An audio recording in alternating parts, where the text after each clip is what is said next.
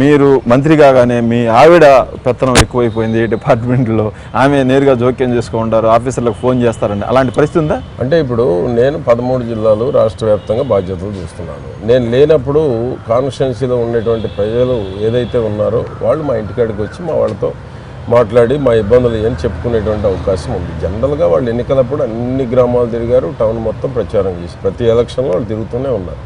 రావటం సహజం. వచ్చినప్పుడు వాళ్ళకి అవకాశం ఉన్న వరకు ప్రభుత్వ పరంగా చేయగలిగినవి చేయమంటాం సహజం.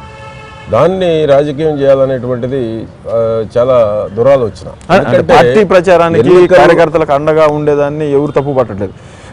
మంత్రి పుల్లారావు భార్య ఒక డిఫాక్టో మంత్రిగా మారిపోయారు, నేరుగా ఐఏఎస్లకు కూడా ఫోన్ చేసి తిట్టారు అనే.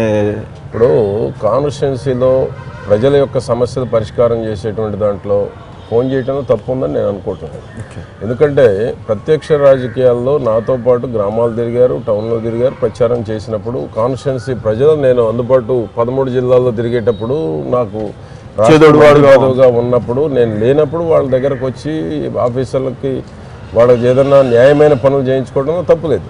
కనుక ఏంటంటే ఇప్పుడు నేను కానీ మా వాళ్ళు కానీ అవకాశం ఉన్నంత వరకు సేవ చూపడానికి కూడా లేదు. అలాంటి అవకాశం మాకు ఆలోచన కూడా రాదు. 20 ఏళ్లలో నేను రాజకీయాల్లో ఉన్నాను. 20 ఏళ్లలో లేని ఇవాళ ఎందుకు వస్తుంది? 20 ఏళ్లలో ఏ రోజు నా మీద వేలెత్తి చూపేటువంటి అవకాశమే లేదు ఎవరికి కూడా. మీ భార్య జోక్యం ఎక్కువైపోయింది, మీకు చెడ్డ పేరు వస్తూ ఉంది, ప్రభుత్వానికి చెడ్డ పేరు వస్తుందని చంద్రబాబు కూడా మిమ్మల్ని వార్న్ చేశారు. ఇది ఏమిటి పరిస్థితి? ఏ రోజు చంద్రబాబు నాయుడు గారు నా గురించో మా ఫ్యామిలీ గురించో ఎప్పుడు మాట్లాడలేదు. ఎందుకంటే ఈరోజు మేము అంతా సిన్సియర్గా పనిచేస్తున్నాము, సర్వీస్ చేస్తున్నాము.